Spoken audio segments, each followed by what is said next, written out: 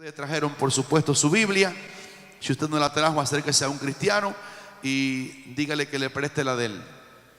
Efesios capítulo 3, dice el versículo 14. Cuando lo encuentre, dicen amén al Señor.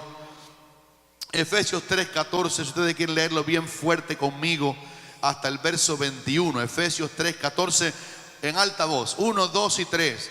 Por esta causa doblo mis rodillas ante el Padre de nuestro Señor Jesucristo, de quien toma nombre toda familia en los cielos y en la tierra, para que os dé, conforme a las riquezas de su gloria, el ser fortalecidos con poder en el hombre interior por su espíritu, para que habite Cristo por la fe en vuestros corazones, a fin de que, arraigados y cimentados en amor, seáis plenamente capaces de comprender con todos los santos, ¿qué cosa?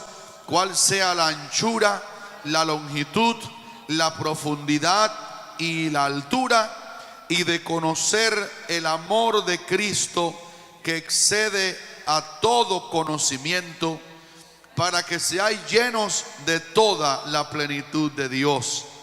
Y aquel que es poderoso para hacer todas las cosas mucho más abundantemente de lo que pedimos o entendemos, según el poder que actúa en nosotros, a Él sea gloria en la iglesia, en Cristo Jesús, por todas las edades, por los siglos de los siglos. Amén. Padre, me pongo en tus manos en estos minutos y te pido que el nombre tuyo sea glorificado en esta media hora, en estos 40 minutos, hasta que digamos el amén final, y que este no sea un tiempo solamente de convivir con tu palabra, sino que tu palabra enviada del cielo mismo por la Biblia, en la boca de este inútil siervo, traiga vida y traiga tu bendición y tu orientación, tu guía a tu pueblo que ha venido a adorarte y lo han hecho de buena gana esta mañana aquí. Dígnate en glorificarte, ya que en nuestra debilidad tu poder se perfeccione y seamos llenos de esta gran verdad. Nos ponemos en tus manos y públicamente invitamos al Espíritu Santo para que venga a exaltar a Cristo el Salvador. Que su nombre sea alabado, elevado, puesto en alto, lleno de gloria y de pleitesía, pues que para eso somos, para eso vivimos. Y en esta mañana toma nuestro cansancio como materia prima de tu poder y de tu gloria en medio de esta santa iglesia, estos queridos y queridas hermanos y hermanos cristianos. En el nombre de Jesús atamos las fuerzas diabólicas ahora. Ponemos en fuga y atadura todo reino diabólico, todo poder del enemigo que se quiera manifestar en los aires, toda perturbación de mal sueño, fuera en el nombre de Jesús. Toda desconcentración del mensaje del evangelio se ha cortado en el nombre de Jesucristo. Cubrimos este lugar con la sangre del Cordero. Cada uno de los hermanos amados se ha cubierto con la sangre. Mi vida con la sangre del Cordero, para ser vencedores aún al oír y recepcionar con fe tu palabra. Derrama tu gloria mientras tu palabra se mueve entre nosotros, y deja caerla como lluvia, como rocío, como te plazca a ti, como ya la hermana María también aquí lo ha hecho bien. Gracias por haberlo hecho. En el nombre de Jesús decimos un fuerte amén. Dígale amén a la palabra del Señor. Puede sentarse, hermano. Quiero continuar este hilo de pensamiento tan bonito, porque también así él cantó ahorita en la ofrenda un coro o un himno que tenía que ver con el amor de Dios, como hemos leído este himno navideño que dice: tú dejaste tu trono y corona por mí al venir a Belén a nacer, mas a ti no fue dado el entrar al mesón, y en pesebre te hicieron nacer. Y el himnólogo cantaba: ven a mi corazón, oh Cristo, ven, porque en él hay lugar para ti. ¿Cuántos quieren tener un lugar en su corazón para Jesucristo? Ahora el apóstol Pablo está escribiendo a la iglesia en la ciudad de Éfeso, una iglesia donde le costó mucho alboroto a Pablo publicar las noticias, porque había una fortaleza diabólica. La gran diosa Diana era adorada como una deidad pagana, cultos eróticos, cultos paganos. Y yo, sin ninguna honra a Diana, me voy a tomar un poquito de Gatorade. No sean curiosos, alaben al Señor.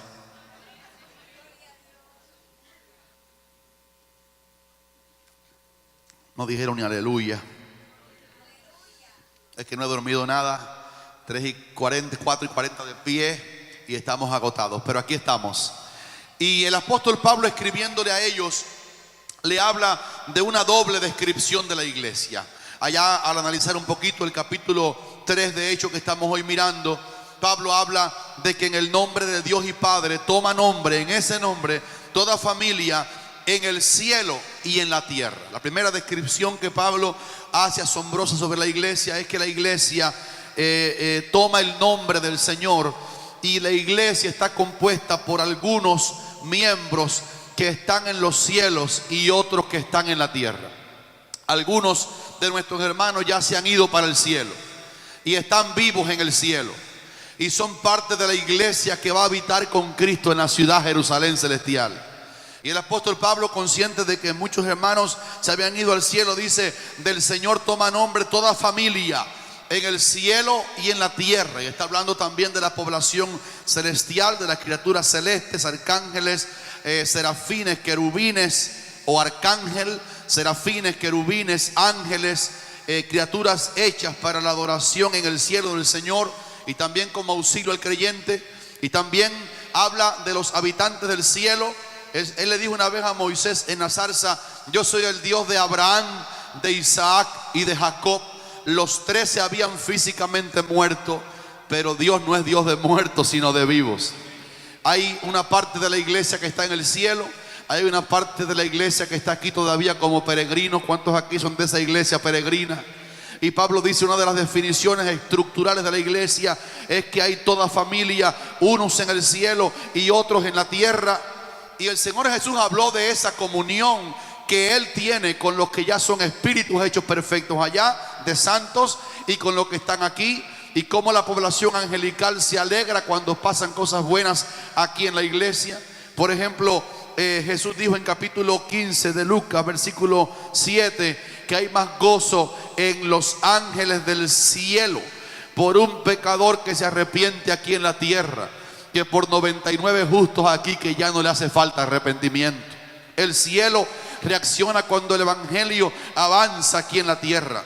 Además, allá en el cielo hay hermanos que se fueron delante de ti y de mí, y los nombres de ellos y el nombre de, yo creo, lo voy a decir por fe, de todos los que estamos aquí, el nombre de ellos, de los que se fueron en la fe de Jesús, y el nombre de los que aquí pertenecemos a Jesús, ambos nombres están escritos en el mismo libro de la vida del Cordero.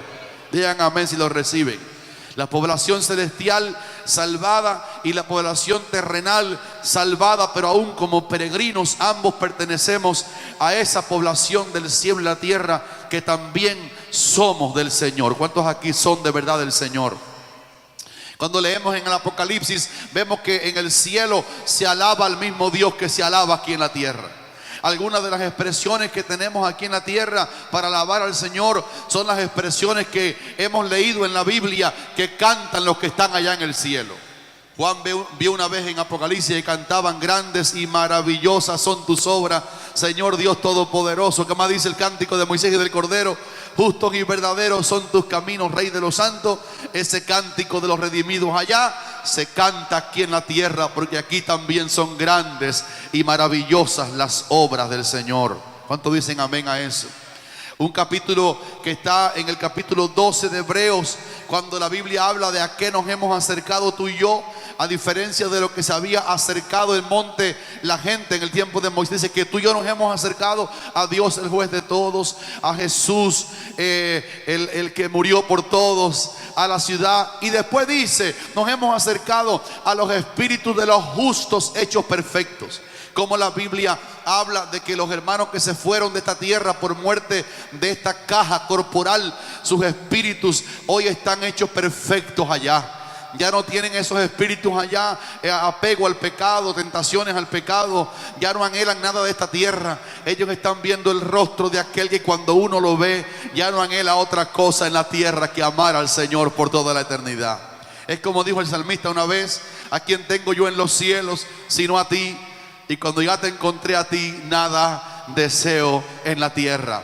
No podemos tener entonces comunión los que estamos aquí con los que están allá. No podemos los cristianos de aquí hablar con los cristianos que ya se murieron y están los espíritus allá en el paraíso. Pero la Biblia admite en Hebreos capítulo 12 que acercarnos a Dios a través de Cristo es estar también cerca de la esperanza que esos hermanos abrazaron. ¿Cuántos dicen aleluya por eso? Y Pablo dice: hay una iglesia allá en el cielo que ya se graduó, que ya pasó de las tentaciones del valle de lágrimas, y otra iglesia aquí. Es la primera estructura que este capítulo menciona sobre la iglesia. Y Pablo dice después, habla de vosotros los creyentes que están en Éfeso con todos los santos, hablando de la eclesia, que es un término griego para hablar de las congregaciones locales. Las congregaciones locales son importantes en el plan de Dios. El Señor piensa en iglesias locales. Escribe el ángel de la iglesia en Éfeso, en Esmirna, en Tiatira, en Pérgamo, en Sardis, en Filadelfia y la Odisea. Y Pablo aquí menciona que aparte de la población general de redimidos que se fueron y están esperándonos allá, y de los millones de salvados en el globo terráqueo, hay una población localizada cristiana que tiene una gran valía en los programas de Dios, que son las iglesias locales, como en este caso era la iglesia de Éfeso. Y le añade a eso: con todos los santos, porque la Biblia le llama santos a los que hemos lavado nuestros pecados en la sangre del Cordero. ¿Cuántos aquí son llamados santos de verdad por la sangre del Cordero? No te puedes llamar santo como te ves, yo tampoco como yo me estimo que soy. No habla de la estima que yo tenga de mí, habla de cómo Dios me mira a través del valor que la sangre de Cristo tuvo para el Padre, que cuando el Hijo derramó su sangre, el Hijo pudo decir con certeza: consumado es.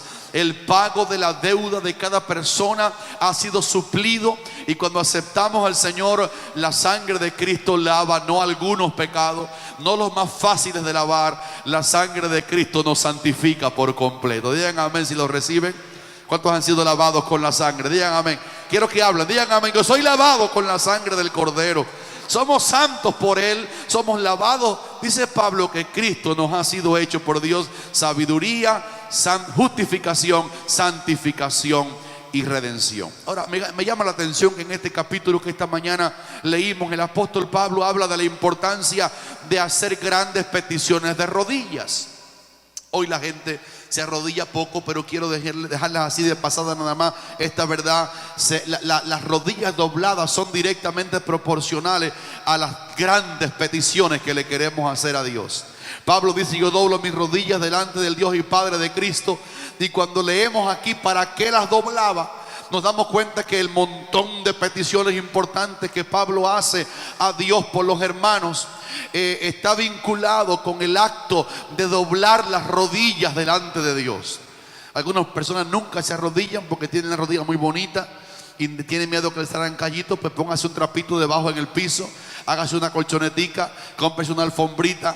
Pero yo quiero rogar a la iglesia esta mañana que está aquí despierta, que por favor usted y yo nos arrodillemos delante del Dios Todopoderoso. Dios nos oye lo mismo de pie. Van a decir amén a eso. Con la cabeza inclinada, con la mano levantada, con las manos abajo. Dice que aún canten los santos sobre sus camas. Te oye vertical, te oye horizontal, te oye de pie, te oye sentado, te oye acostado en el piso. Pero eso no quiere decir que no sea importante arrodillarnos delante del Dios Todopoderoso.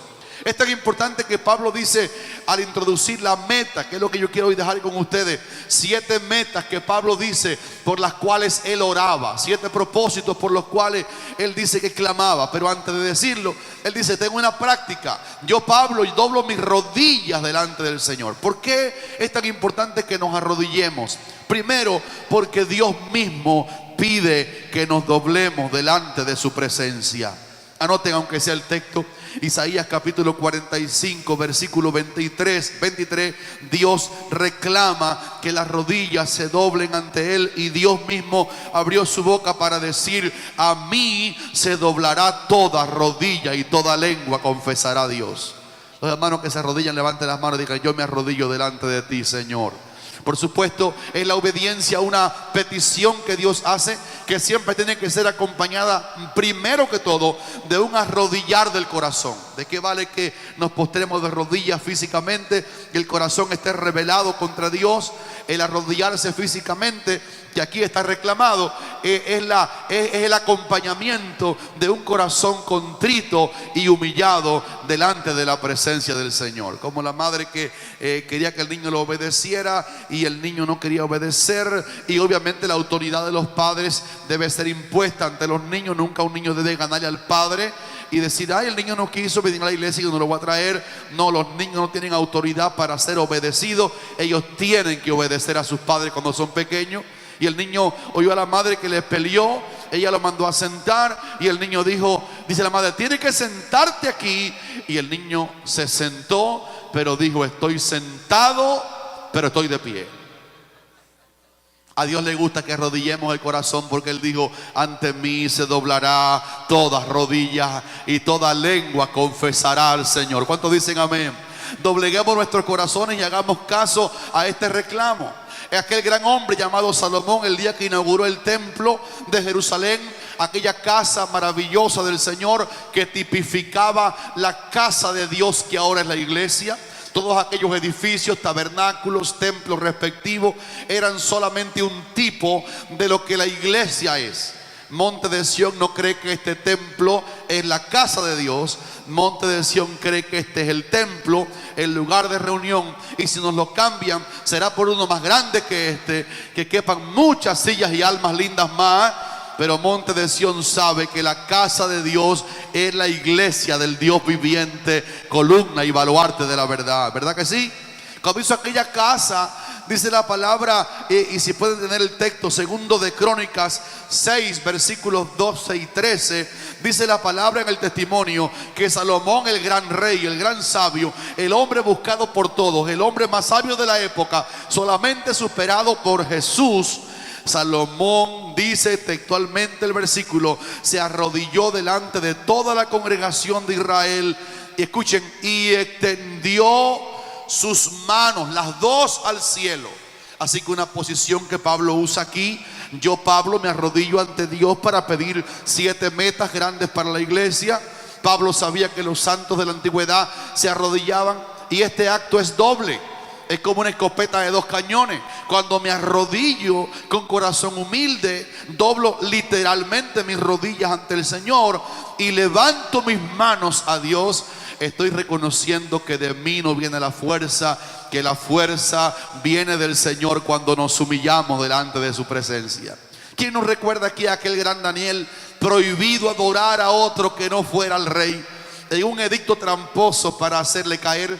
Pero cuando Daniel, el texto no puede ser más elocuente, está en el libro de Daniel capítulo 6 versículo 10, cuando Daniel supo que había un edicto que le prohibía a él hacer oración a su Dios.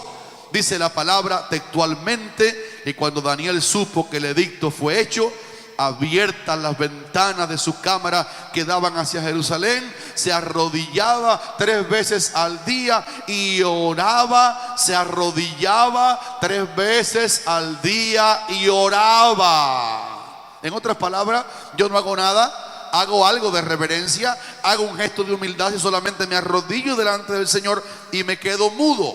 La Biblia enseña en Efesios 3, que estamos leyendo, que Pablo se arrodilló para orar. Allá en Crónicas, Salomón se arrodilló para orar, levantó las manos y hizo aquella grande oración. Dice que Daniel se arrodillaba y oraba.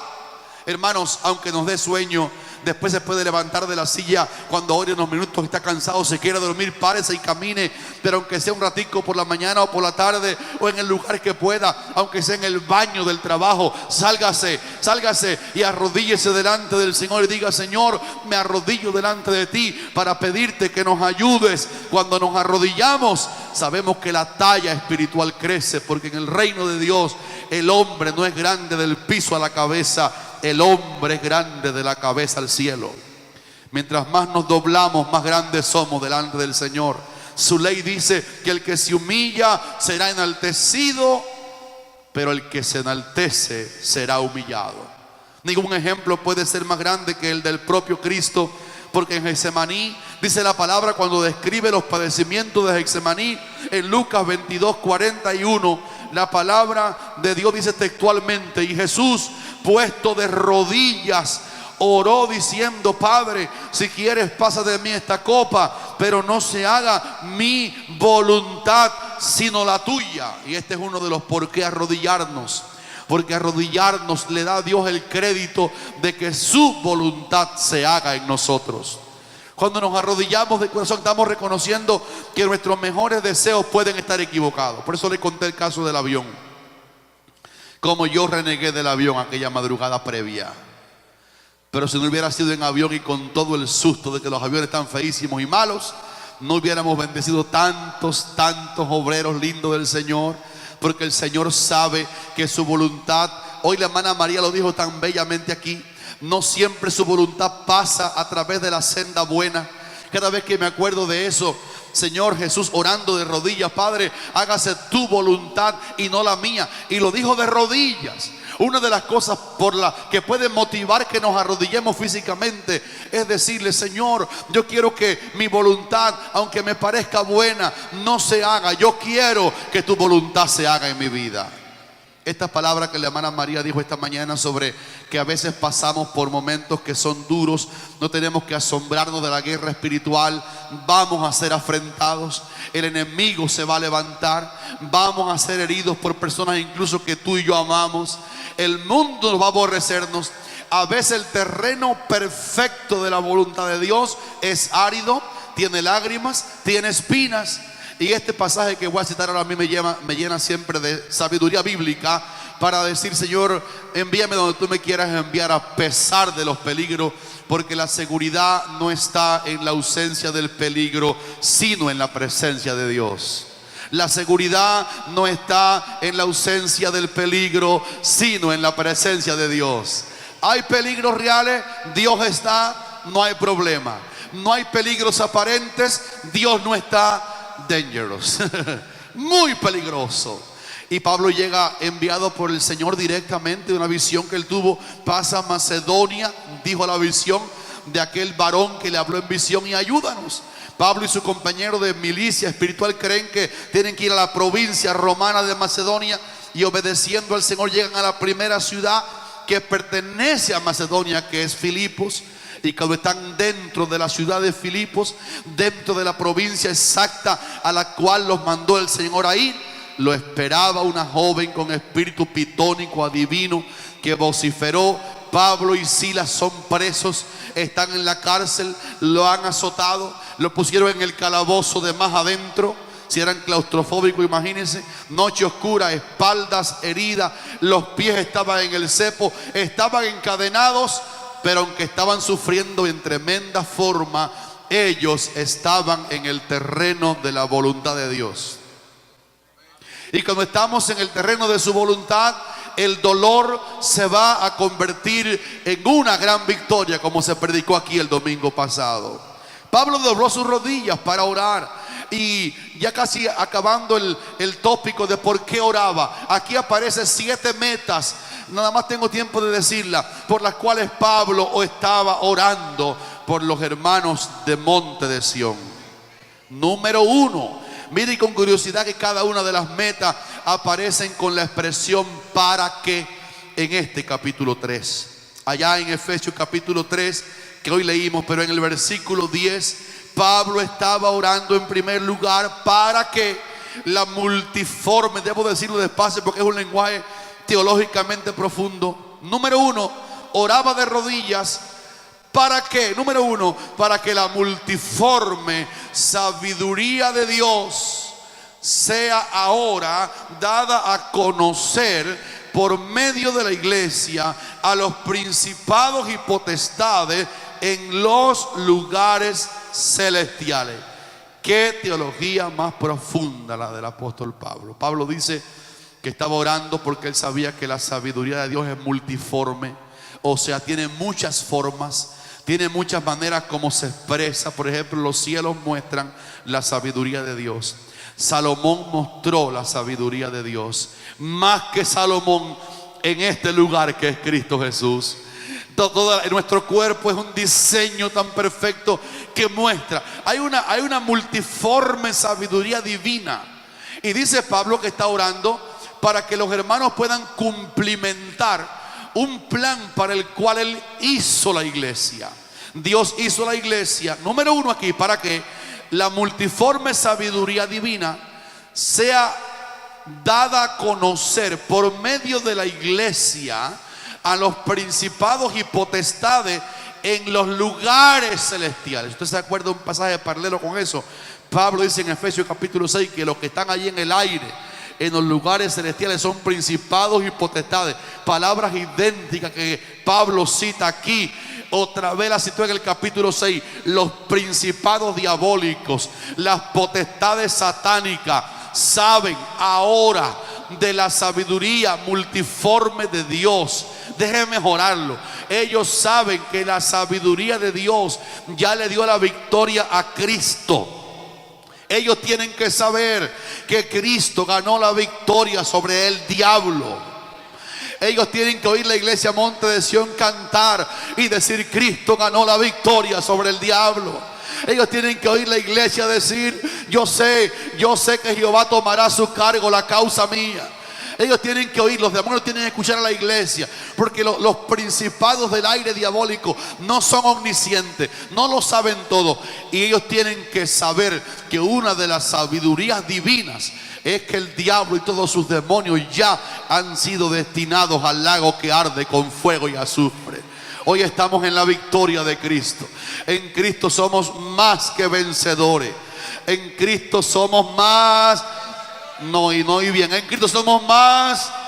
Cuando la iglesia comienza a decir la sabiduría esa de la que está en la Biblia, en los aires los espíritus diabólicos se remuerden, porque esas expresiones son parte de la multiforme sabiduría de Dios, que es necesario que el mundo celestial las oiga. Y la iglesia, cuando predica, adora y canta, hace guerra espiritual a los demonios a través de un arma que nunca sabíamos que existía. La sabiduría de Dios dicha es arma de guerra espiritual fulminante contra el diablo. Aleluya. Alguien tiene que decir aleluya aquí.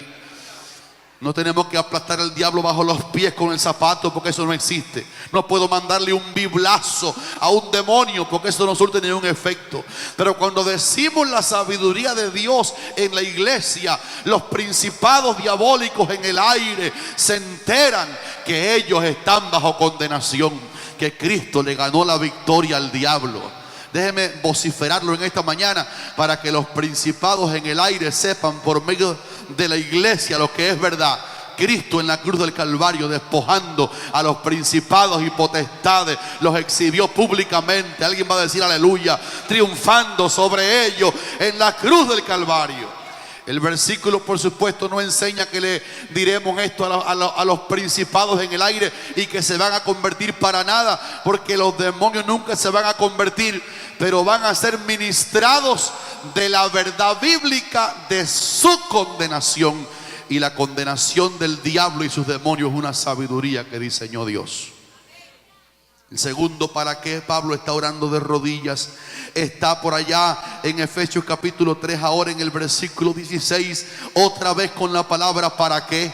Para que Dios os dé conforme, alguien dice fuerte, conforme a las riquezas de su gloria, el ser fortalecidos con poder en el hombre interior por su espíritu. Aquí hay dos cosas que quiero dejarle así de pasada. Pablo está orando de rodillas, como todos aquí oramos, para que Dios le dé a los creyentes de Monte de Sión.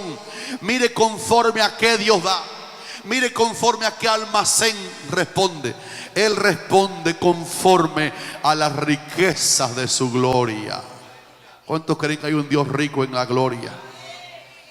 Yo oro que esta iglesia nunca pierda esa gloria, porque cuando se pierde aquí su gloria, se pierden las peticiones respondidas, se pierde la provisión. ¿Sabe de dónde sacamos aquí el diezmo y la ofrenda? De que ustedes le dan siempre la gloria a Dios.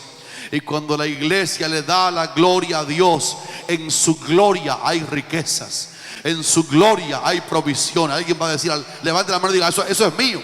En su gloria hay provisión. Dice Pablo aquí, estoy orando de rodillas para que Dios les dé a ustedes, conforme a las riquezas de su gloria, el ser fortalecidos en el hombre interior por el Espíritu Santo. ¿Cuántos aquí aman al Espíritu Santo? El Espíritu Santo tiene la capacidad, dice aquí Pablo de rodillas orando al Padre, de darle fortaleza al cristiano. No practiquemos el pecado, pero le contristamos al Espíritu que nos puede fortalecer. Cuando pecamos conscientemente, entristecemos al Espíritu que nos puede fortalecer. El enemigo viene como río, pero es el Espíritu el que levanta bandera, aleluya, sobre el enemigo y declara la victoria. Pablo dice, estoy orando de rodillas para que los hermanos, el para qué dos, para que los hermanos sean fortalecidos por el Espíritu en el hombre interior. Y yo quiero que repitan fuerte, en el hombre interior. Ahora quiero decirles, para que lo agreguen a su sabiduría esta mañana de la palabra, el hombre interior del cual habla aquí Pablo no es ni el cuerpo ni es el alma. ¿Sabe por qué no es el cuerpo? Porque este es el hombre interior. ¿Sabe por qué aquí no habla del alma como el hombre interior? Porque nuestras almas están conectadas con el mundo exterior. Nuestras almas tienen 5 ventanas a través de las cuales el alma, que es la conciencia del hombre en la tierra, la conciencia, el alma tiene oídos, oye los sonidos exteriores. El alma tiene vista, ve hacia el mundo exterior. El alma tiene paladar, está salada la comida. El alma tiene el tacto, este es un cristal sin rugosidad. El alma, ¿qué más tiene el alma? El alma tiene el olfato como ventana para saber qué rico es el perfume.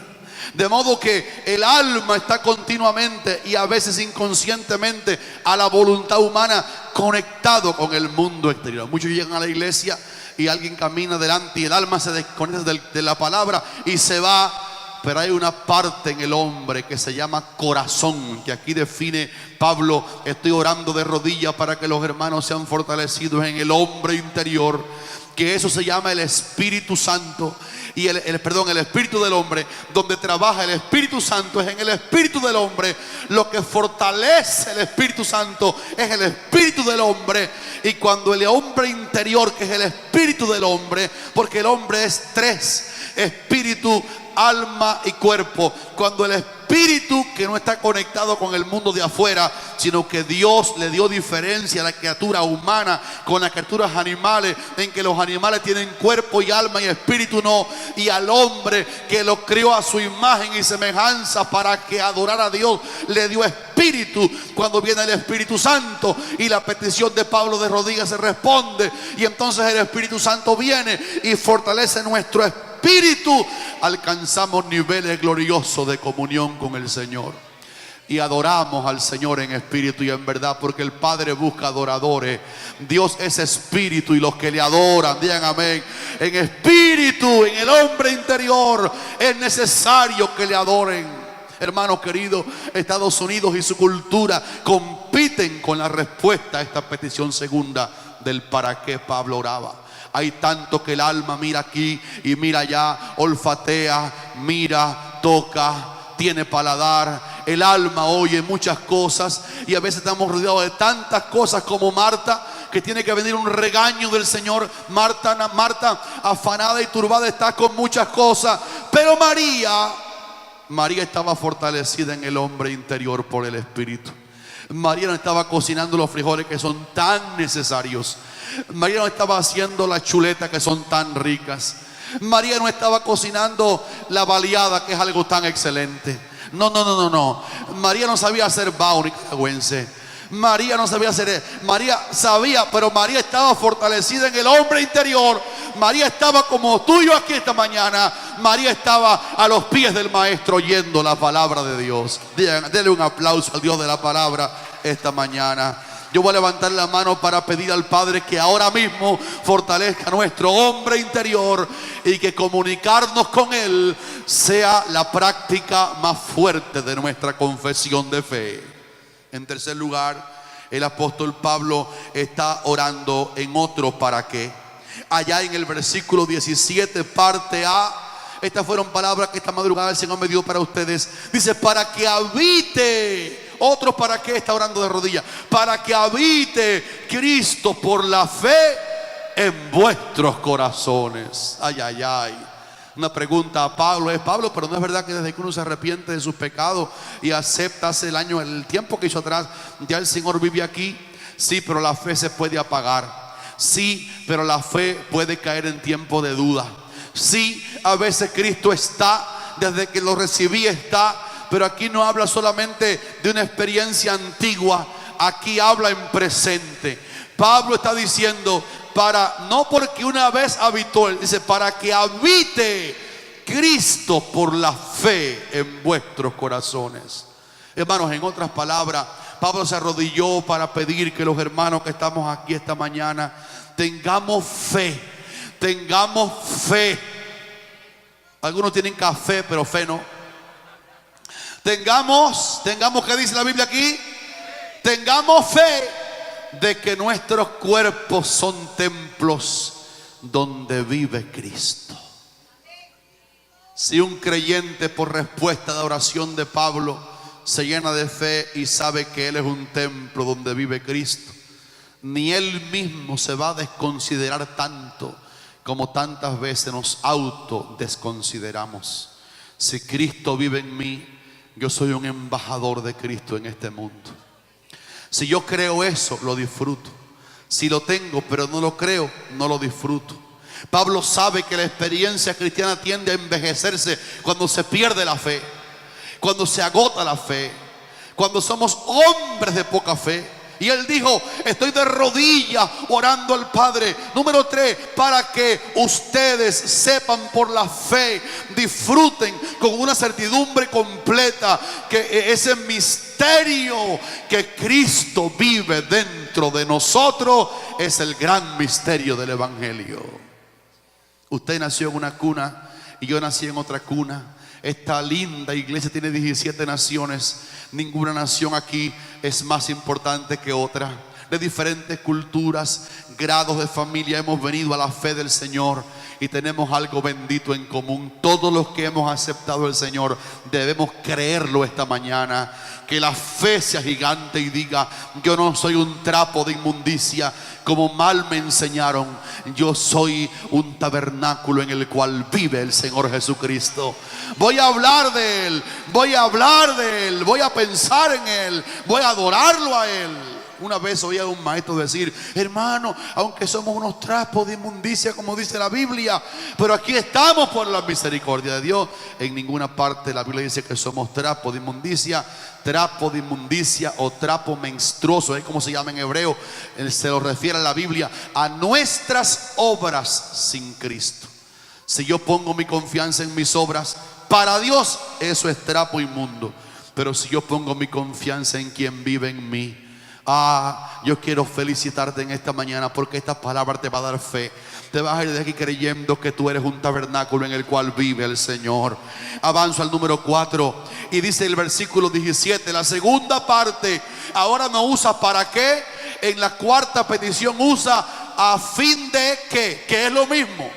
A fin de que es lo mismo que para qué. Esta es la cuarta petición que Pablo pide de rodillas. A fin de que arraigados y cimentados en amor. Vamos a decirlo fuerte, arraigados en amor. Ahora, ¿en qué tenemos que estar arraigados y cimentados? Dígalo fuerte.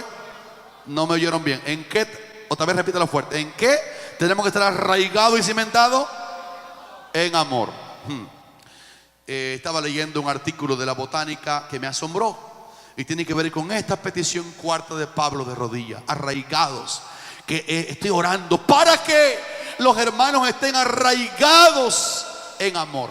Y la botánica dice que se ha hecho un estudio que en sentido promedio las raíces de los árboles son del tamaño de sus pámpanos o gajos. Uno nunca ve las raíces porque hay que cavar la tierra para ver las raíces, pero los botánicos sí lo han estudiado.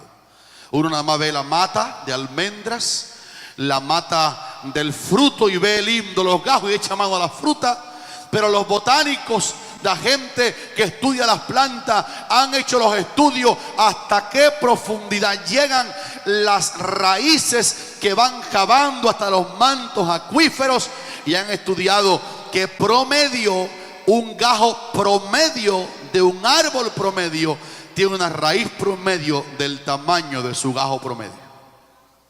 Cuando Pablo dice aquí, estoy orando en cuarto lugar para que ustedes sean arraigados en amor, yo estaba pensando cuántas virtudes tenemos repartidas aquí esta mañana. Esta es una iglesia virtuosa. Aquí, por ejemplo, están los mejores salmistas de Miami. Aquí están los mejores maestros de la ciudad de Miami.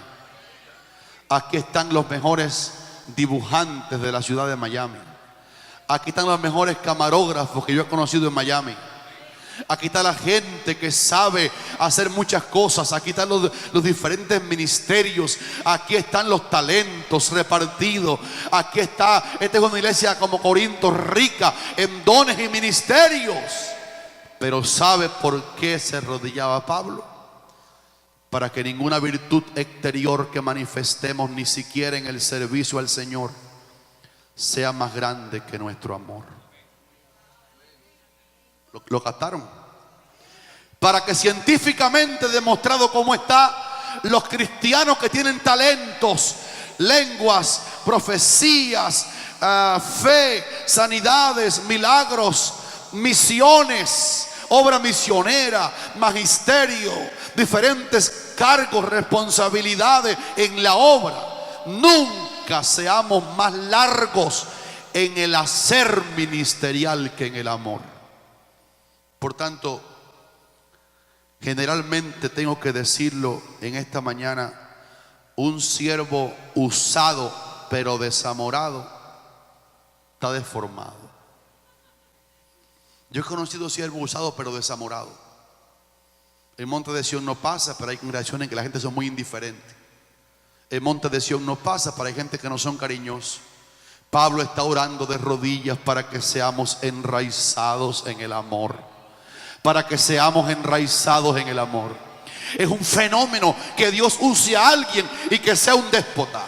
Eso no cuadra con la petición arrodillada de Pablo, la cuarta que pidió aquí. Estoy orando para que la obra que hacen para el Señor, y se lo dijo a los corintios como una prioridad, todas vuestras cosas sean hechas con amor. Yo quiero que alguien me acuse de ser un pastor cariñoso mejor que ser un gran hombre usado por Dios, porque el amor es el vínculo perfecto. Ay, como aprendimos este día, Dios mío. ¿Eres tú alguien enraizado en amor? ¿Amas a tu hermano? ¿Habla bien de él en su ausencia? La longitud de nuestro ministerio en el hacer no debe ser más larga que la longitud de nuestras raíces de amor, porque cuando amamos nos estamos pareciendo a Dios. Por eso repito, permanece en la fe, y la fe, imagínense, y la esperanza, imagínense, y el amor, ese es el principal de los dones de Dios. Como ustedes ya están dormidos todos, permítame terminar porque el tiempo al menos se me acabó. No están todos despiertos como nunca los veo despiertos. Parece que van a picar un cake después del culto. El número 5 de los 7, el quinto para qué oraba, dice: para que seáis capaces de comprender con todos los santos. Solamente lo voy a decir para acabar: cuál sea la anchura, la longitud, la profundidad y la altura, y de conocer. Y esto es una paradoja, una de las locuras benditas de Dios, porque el versículo que ahora voy a leer parece una bárbara contradicción. Porque el versículo dice: Pablo está de rodillas, está de rodilla orando para que los hermanos puedan conocer el amor de Cristo que excede a todo conocimiento. ¿Cómo ustedes lo captan? Mira cómo está Luisa de ahí como mareada de la palabra. Puedan conocer el amor de Cristo, que en definitiva, dice Pablo, es un conocimiento, es un amor que excede a todo conocimiento. Mi pregunta a Pablo es: ¿cómo si el amor de Cristo excede o es más grande que todo conocimiento? ¿Cómo él va a estar orando al Padre de rodillas para que los hermanos de Monte de Sión puedan conocer el amor de Cristo? Hay dos cosas que quiero decir aquí para tu gozo. Número uno, la primera es que el amor de Cristo no se puede entender con el entendimiento humano. Y la segunda es que nunca vamos a recibir el absoluto conocimiento de Cristo en la tierra a tal modo que lo agotemos. Cuando estemos aquí en la tierra hasta la venida del Señor, nos pueden predicar todos los días del amor de Cristo, y por mucho conocimiento que nos den del amor de Cristo, nunca nos lo habrán enseñado todo. Y como estemos en el cielo y veamos cara a cara, y ya no conozcamos en parte, sino conozcamos como fuimos conocidos, a Dios no se le agotará la cátedra del amor de Cristo que nos va a dar por toda la eternidad. Hay un método que te quiero dar para que lo visites en YouTube o en la internet. Quizás lo quieras apuntar. ¿En qué página está? ¿Cómo uno puede conocer el amor de Cristo? Se llama experimentalo.com.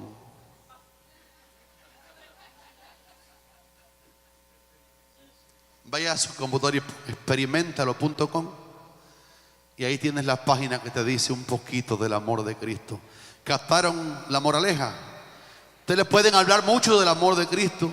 El mejor catedrático de la Biblia puede pararse aquí y dar una macro conferencia del amor de Cristo, que si alguien oye la conferencia más grande del amor de Cristo, pero no lo ha experimentado, no lo podrá comprender. Pero un analfabeto que no sabe leer